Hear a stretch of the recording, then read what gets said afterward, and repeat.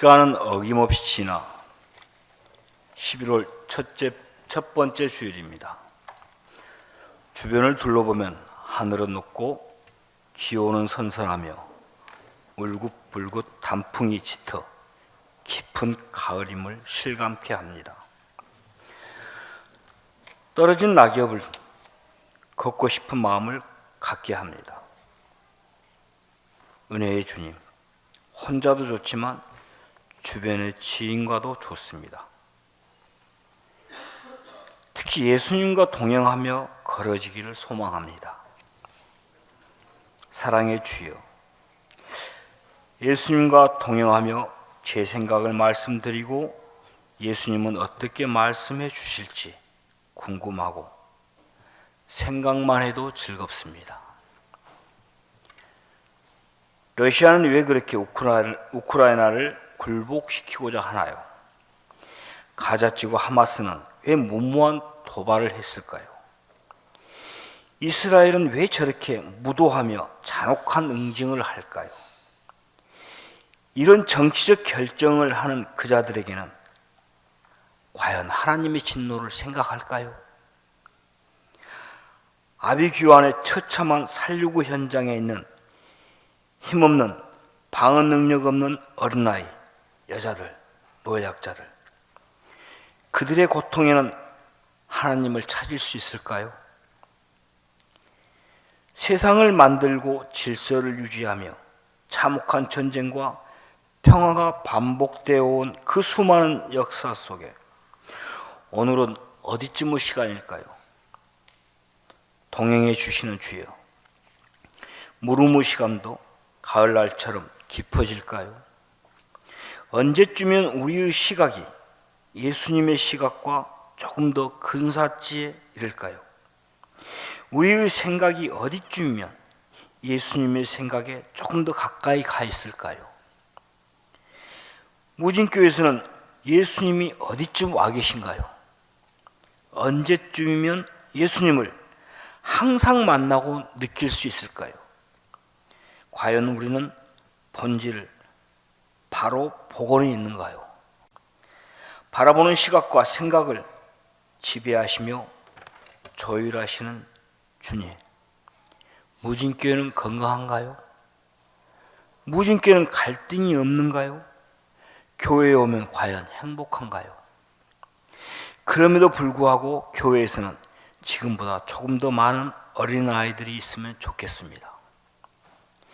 이웃들의 웃음이, 이 어린아이들의 웃음이 깔깔거리며 그 떠듬들이 조금 더 크게 들리면 좋겠습니다. 오히려 바라보기만 해도 행복해집니다. 공부에 매몰되고 찌들어가는 학생들, 내일에 대한 걱정으로 번뇌하는 청년들, 조금 더 많이 있으면 좋겠습니다. 교회는 이들에게 뚜렷한 솔루션이 아닐지라도 평안한 쉼의 장소가 되고 위안이 되는 곳이면 좋겠습니다. 새가족반에서는 올해 두 번째로 새 가정이 새가족 훈련을 하고 있습니다. 예수님을 얼마만큼이나 만나고 있는지 가늠하기 어려우나 갖고 계시는 그것만큼은 잘 만나시길 소망합니다. 또한 기존의 교인들도 새가족분들에게 이해와 배려, 그리고 먼저 인사함이 있으면 좋겠습니다. 안식년 휴식기를 다녀오신 목사님도 조금 더 건강했으면 좋겠습니다.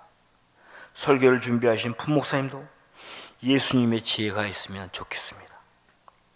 깊어가는 가을, 무진교회 모든 교우들이 예수님과 동행하며 조금 더 많은 물음과 대답이, 웃음과 고민이, 해악이, 그리고 그 안에서 행복이 있으면 좋겠습니다. 부족할지라도 우리 곁에, 우리 걸음에 동행해 주시는 예수님의 이름으로 기도합니다. 구약성경 1105쪽 예레미야 33장 1절부터 3절까지 교독하겠습니다.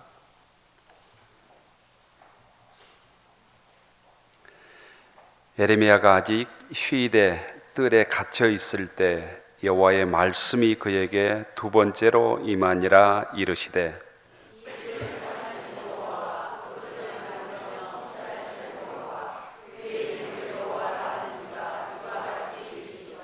같이 읽읍시다. 너는 내게 부르짖으라. 내가 내게 응답하겠고 내가 알지 못하는 크고 은밀한 일을 내게 보이리라. 아멘.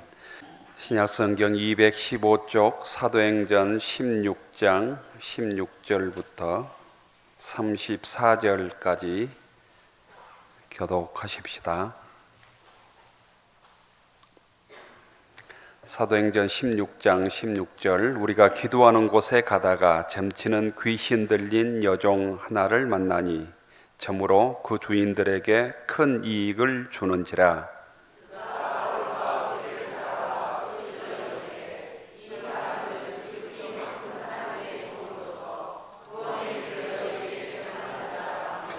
이같이 여러 날을 하는지라 바울이 심히 괴로워하여 돌이켜 그 귀신에게 이르되 예수 그리스도의 이름으로 내가 네게 명하노니 그에게서 나오라 하니 귀신이 즉시 나오니라.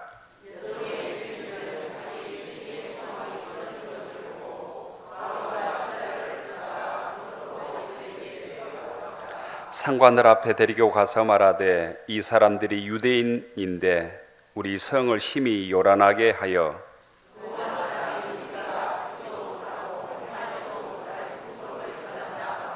무리가 일제 일어나 고발하니 상관들이 옷을 찢어 벗기고 매로 치라 하여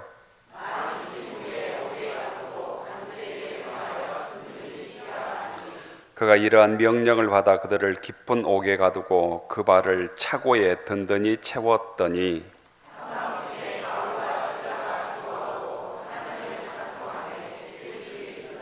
이에 갑자기 큰 지진이 나서 옥터가 움직이고 문이 곧 다 열리며 모든 사람의 매인 것이 다 벗겨진지라.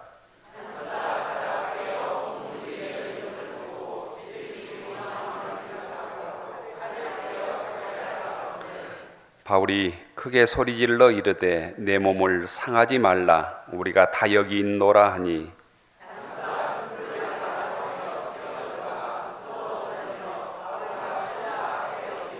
그들을 데리고 나가 이르되 선생들이여 내가 어떻게 하여야 구원을 받으리이까 하거늘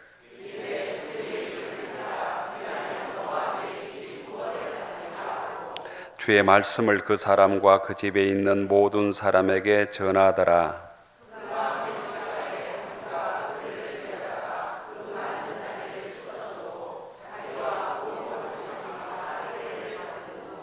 그들을 데리고 자기 집에 올라가서 음식을 차려주고 그와 온 집안이 하나님을 믿음으로 크게 기뻐하니라.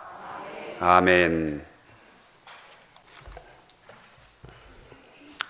하나님의 영광이 머무는 이 시간 하나님께 예배를 드리고 하나님의 말씀을 전합니다. 오늘은 하나님의 계획이라는 제목으로 하나님의 은혜와 하나님의 심정을 나누고자 합니다. 우리는 어떤 일을 할 때 계획하고 있습니다. 예를 들어 작게는 소풍 갈 때, 놀러 갈 때 계획을 짜죠. 어떤 시간이나 장소에 도착해서 무엇을 해야 될까 생각하며 다가오는 변수를 줄이기 위하여서 혹은 일의 성공을 위하여서 우리는 계획을 하게 됩니다. 이 계획을 하게 되면은요, 염려와 걱정에서 벗어나서 계획한 대로 진행되면 참 좋겠어 하는 자신감으로 변하기도 합니다. 그래서 우리는 계획을 짜기도 하지만 이 계획 속에서 예상치 못한 변수를 만날 때 계획대로 안 되네, 잘 풀리지 않네 라는 의문을 또한 갖기도 합니다. 어떤 일을 함으로 있어서 계획한다라고 하는 그 의미는 미리 예측하고 준비하는 것에 목적이 있는 것이죠. 미리 예측하고 준비한다는 것이 때로는 도움이 되기도 하지만 대항 불가능한 그 변수가 우리에게 몰려올 때 그 예측은 물거품처럼 사라지게 됩니다. 헤비급 챔피언이었던 마이클 타이슨이 이런 인터뷰를 합니다. 자신들의 상대들이 타이슨을 어떻게 공략할지 자신의 전술을 이야기하며 타이슨을 조롱했습니다. 그러자 타이슨이 이런 말을 꺼내놓습니다. 누구나 그럴듯한 전략과 계획은 가지고 있다. 그러나 내 핵펀치가 그들의 주둥이에 맞기 전까지는 그들의 계획은 여전히 가지고 있을 것이다. 그러나 내 펀치를 맞게 된다면 그 계획은 물거품이 될 것이다 라고 하는 것이죠. 이 우스갯소리 같은 이 메시지지만 우리가 계획을 하지만 때로는 그 계획대로 이루어지지 못하는 거대한 변수가 우리 삶에 여전히 있다는 것입니다. 특히 하나님의 계획, 하나님을 일을 해보고자 하는 이 선한 마음이 들 때는 더욱 그러한 것 같습니다. 동기도 선하고 하나님의 목적을 이루고 싶고 하나님께 기쁨을 드리고 싶고 영광을 돌리고 싶은데 그 계획이 뜻대로 되지 않는 일들이 너무나 많이 있습니다. 선한 마음을 가지고 선한 계획을 가지고 시도했지만 오히려 그 계획을 할 때 외톨이가 되거나 알지 못하는 모함을 받거나 혹은 고난을 겪을 때도 있습니다. 하나님을 사랑하고 하나님을 위해서 계획했는데 그의 대가로 치르는 것이 너무나도 가혹하기만 합니다.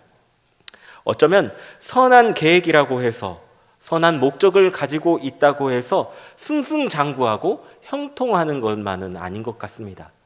하나님이 축복을 주셔서 우리의 마음에 선한 동기를 보여주셔서 일이 형통하게 해주시면 좋을 테지만 그 선한 일이 오히려 고난이 되고 실패가 되고 때로는 좌절이 되는 경험을 우리는 삶의 여정 가운데서 하기도 합니다.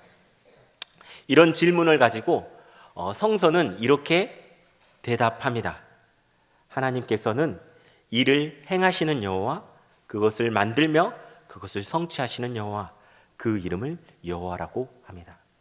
우리의 계획은 실패했고 우리의 선한 꿈은 박살난 것처럼 보이지만 그 일을 하나님께서 주도하고 계시고 하나님께서 행하고 계시고 하나님께서 성취해 주신다라고 하는 성서의 증언입니다.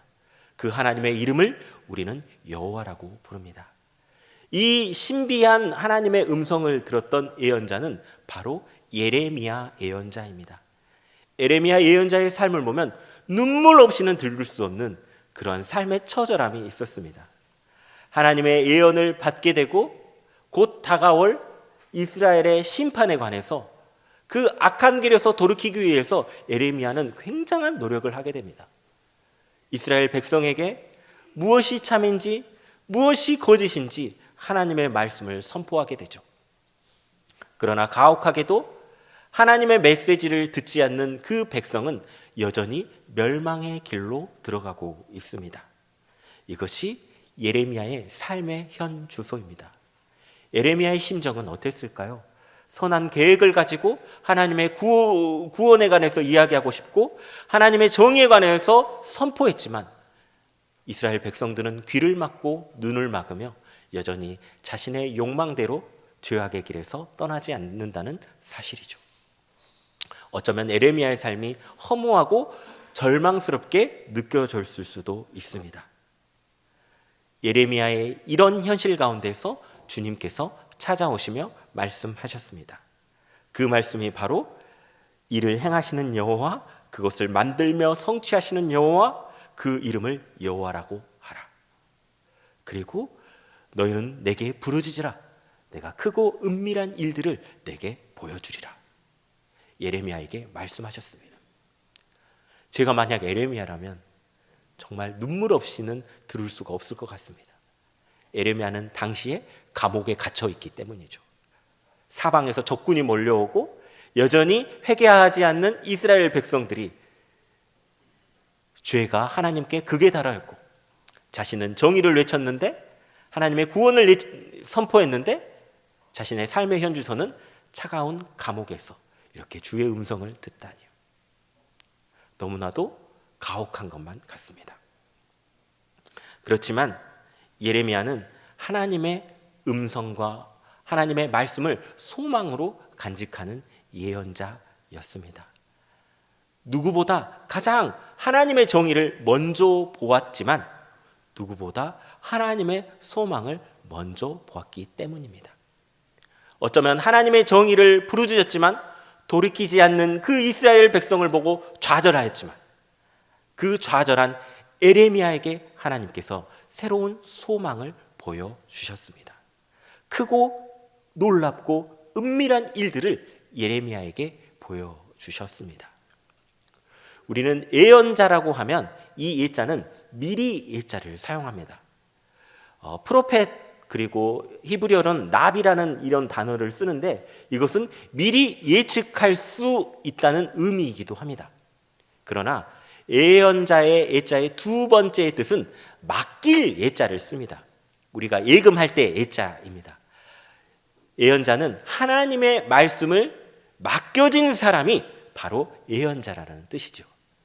무당 정계처럼 미리 예측하는 그런 예언이 아니라 하나님의 말씀이 나에게 맡겨졌기 때문에 나의 삶이 좌절하고 나의 삶이 실패하더라도 하나님의 말씀은 우리의 마음속에 영원히 살아서 그 놀라운 계획의 여정으로 달려간다는 사실입니다. 그래서 하나님의 말씀이 그 에레미야에게 맡겨졌다는 것이죠. 그리고 하나님의 말씀이 맡겨진 이 예언자 에레미야에게서 에레미야는 이런 행동을 하게 됩니다. 만약에 미래를 아신다고 하면 여러분들은 어떤 상상력을 발휘해 보실 수 있나요?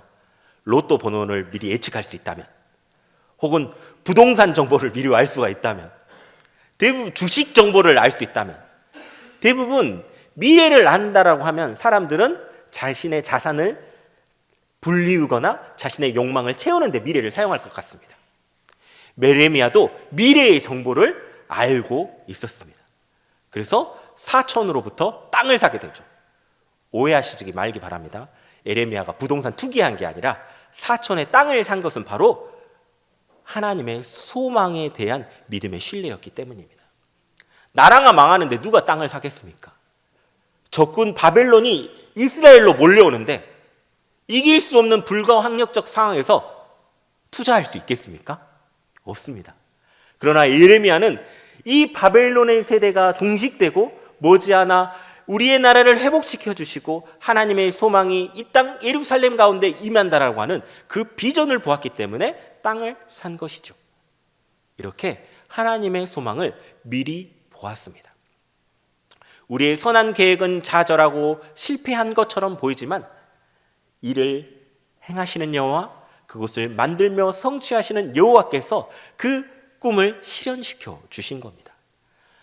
포기할 수 있고 아무것도 아닐 수 있는 그저 불과한 우리의 꿈을 하나님께서 사용하신다라는 의미입니다. 히브리어로 아사라는 단어가 있습니다. 이 아사는 만들다의 의미가 있고 또 하나는 행하다의 의미가 있습니다. 우리가 성서 속에서 읽었던 이 예레미야 33장 2절의 말씀은 아사의 하나님을 선포하는 것입니다. 하나님께서는 일을 행하시며 만드시며 그것을 성취하시는 하나님이시다. 아사의 하나님을 선포하는 것이죠. 비록 에레미야의 삶의 현 주소가 감옥에 갇히고 적군이 몰려와서 명방당하는 그 바로 직전이지만 예레미야는 아사의 하나님을 선포합니다. 그리고 하나님께서 말씀하십니다. 너는 내게 부르짖으라. 너는 내게 부르짖으라. 너는 내게 부르짖으라라고 하는 이 의미는 이스라엘 사람들에게 하는 의미가 아닙니다. 예레미야에게 하는 의미입니다. 백성들은 귀를 가리우고 눈을 가리우며 하나님을 보지 못하고 있습니다. 그렇기 때문에 이 예레미야라도 하나님께 중보자로서며 부르짖으라고 하나님께서 요구하고 계신 겁니다. 이 세대는 악해서 멸망의 길로 들어서고 있지만 하나님은 그 예레미야를 통하여서 하늘의 소망을 여시고 하늘의 통로를 보여주시는 놀라운 계획을 예레미야에게 보여주신 것이죠. 이게 놀랍고 큰 은밀한 계획을 예레미야는 보았습니다.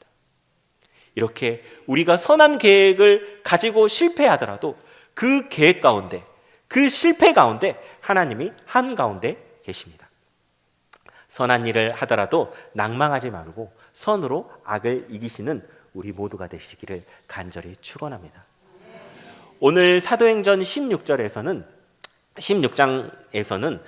바울의 전도 여행이 기록되어 있습니다. 바울은 선한 계획을 가지고 하나님의 복음을 온 세상 가운데 전하고 싶은 그런 복음의 열정으로 가득 찬 마음이 있었습니다.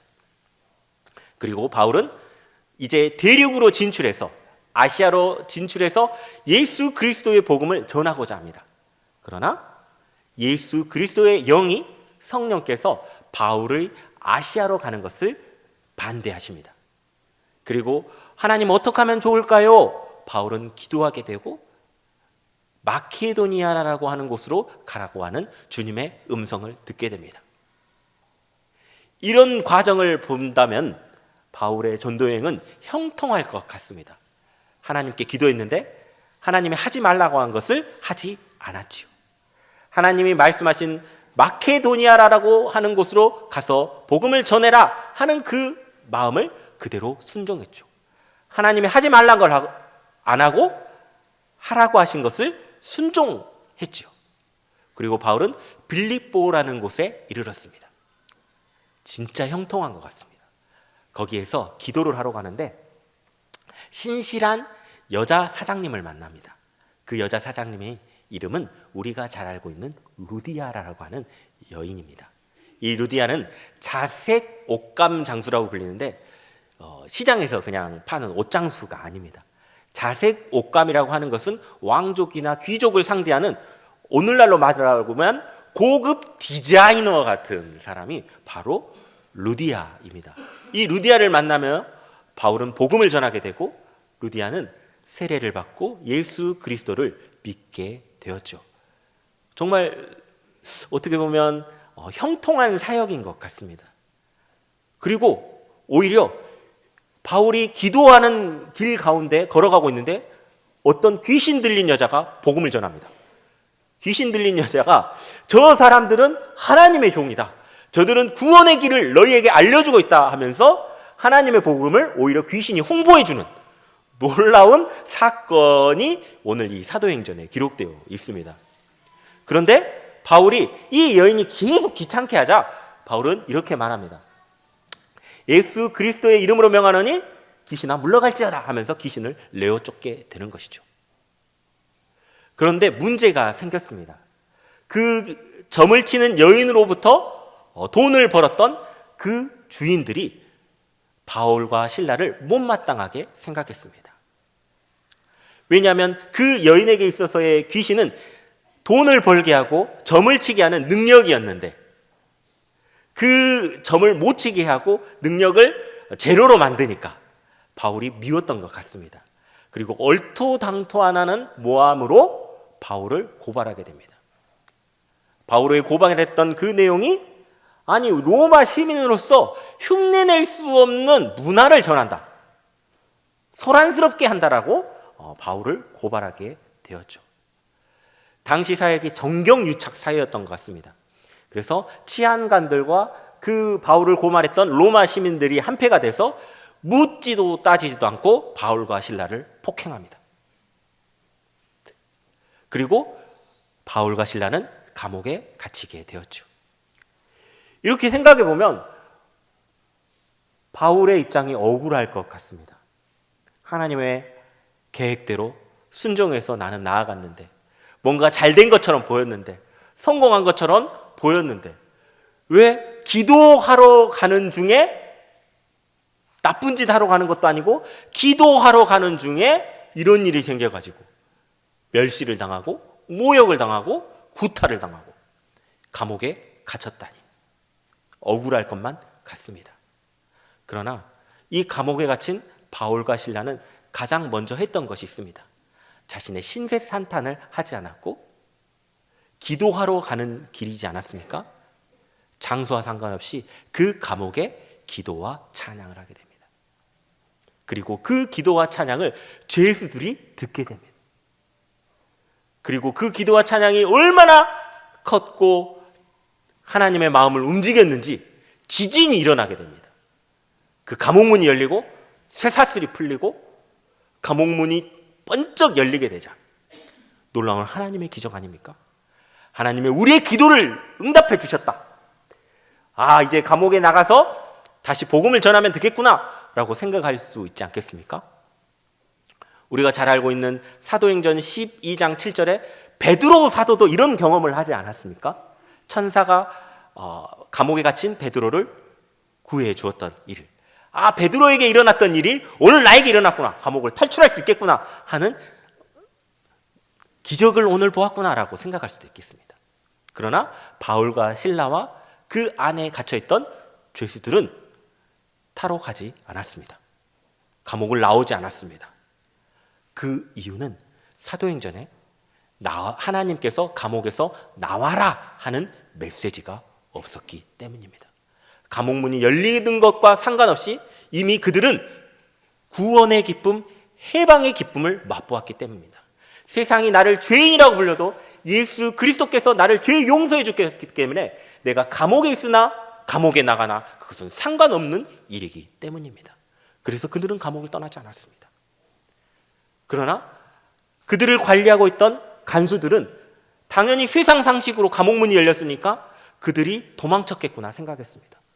아, 로마의 굉장한 흉폭한 법에 죄수들을 지키지 못하는 나는 어떻게 되지? 내 가족은 어떻게 되지? 오만 생각을 하며 자결하기로 생각합니다. 그러자 멀리서 사도 바울의 음성이 들립니다.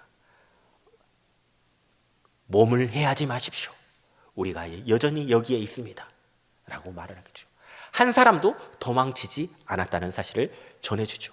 그러자 그 간수는 바울을 보면서 이런 마음이 듭니다. 이 사람은 진짜 하나님의 사람이구나. 어떻게 하면 저들처럼 하나님의 구원을 나도 얻을 수 있을까? 그리고 바울에게 질문합니다. 두 분의 사도님, 제가 어떻게 하면 구원을 얻을 수 있겠습니까? 그러자 사도 바울이 이렇게 말합니다. 주 예수를 믿으라. 그리하면 너와 내 집이 구원을 얻으리라. 이 구원의 메시지를 들은 그 간수는 바울과 실라를 자신의 집으로 초청합니다. 그리고 그들은 예수 그리스도의 복음의 기쁨을 맛보았고 바울에게 실라에게 가한 그 상처를 어루만져주며 치료해주며 그를 씻겨주게 됩니다. 이게 구원의 은혜입니다. 내가 바울과 실라를 박해하고 때렸을지라도 다시 돌이켜서 그들의 상처를 싸매주고 그들을 씻어주는 마음, 이것이 바로 사도행전에서 전하는 회개의 신비이고 복음의 신비입니다. 이렇게 바울과 실라는 자신들의 형편과 처지에 상관없이 하나님의 복음을 전했습니다. 이 믿음을 가지고 우리가 살아나아갔으면 좋겠습니다. 선한 일을 할 때 낙심하지 말았으면 좋겠습니다. 그러나 우리가 살아가는 삶의 현장에 안 좋은 뉴스들이 너무 많이 있습니다.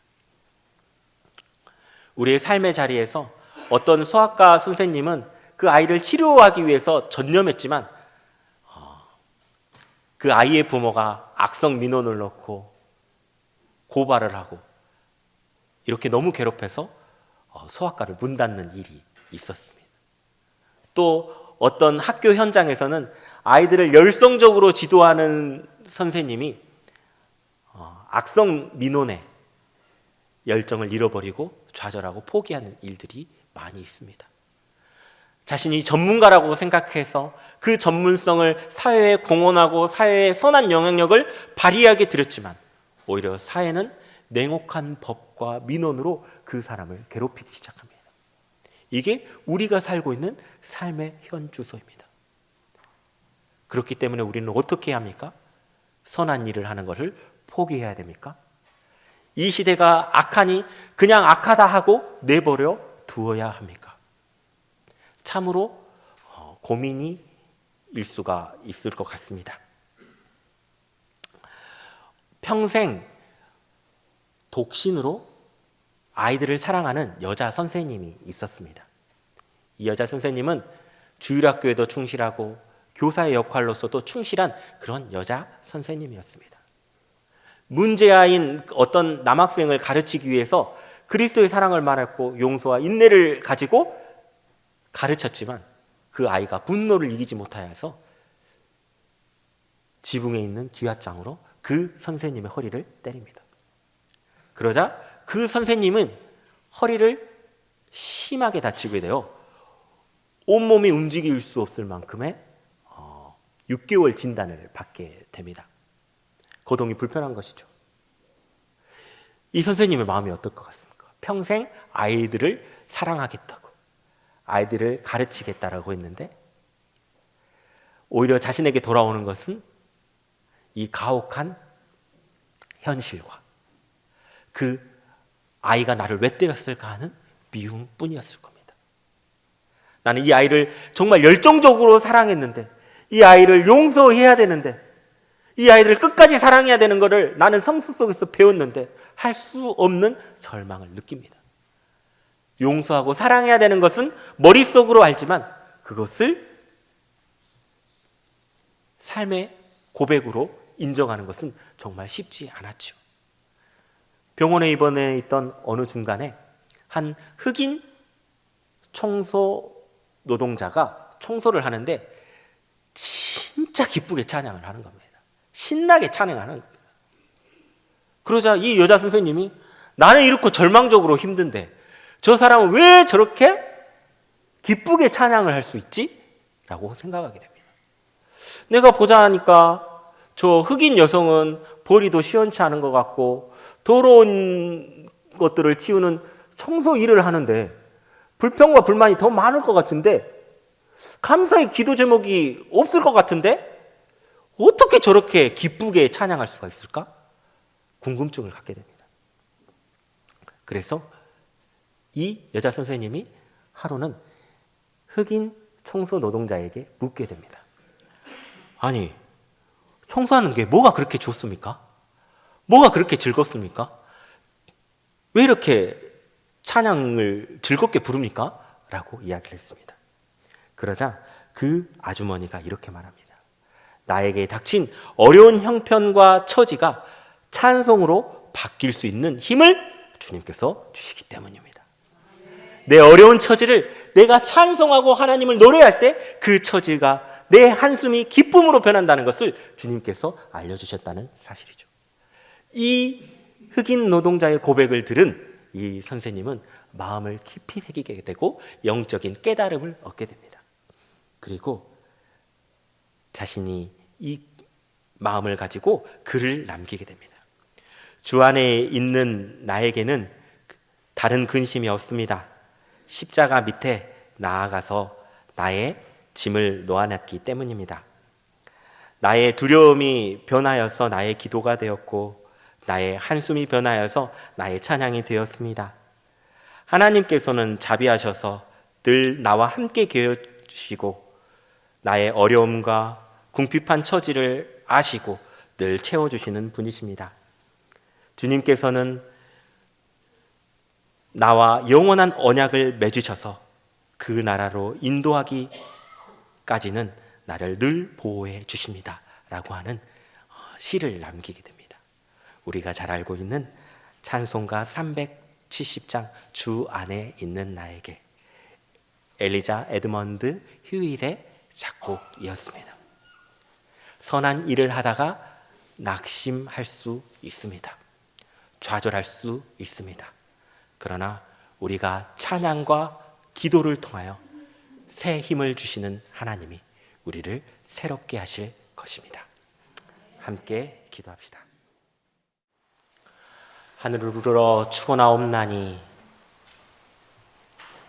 영원한 생명의 은혜와 사랑을 덧입혀 주시는 우리 주 예수 그리스도의 은혜와 우리의 선한 계획을 이루어 가시고 만들어 주시고 성취해 주시는 하나님의 사랑과 우리가 절망하고 힘들었을 때 새 힘을 주시며 찬송하며 기도하게 하시는 성령님의 감동 감화하심이 이제로부터 영원까지 함께 하시기를 간절히 축원하옵나이다. 아멘.